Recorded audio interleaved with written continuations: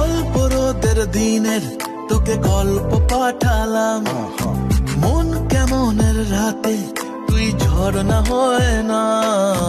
মন বলেছে আমার আজ কাউকে না, শুধু একজনকে, চশমা বালিকে। আচ্ছা,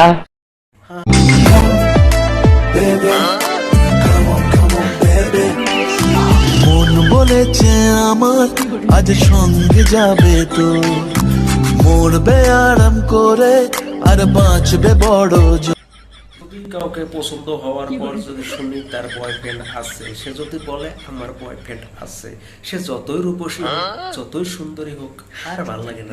মনে হয় তুমি এখনই লাইন কাটো, এখনই লাইন কাটো, তাহলে আমি কাটতেছি।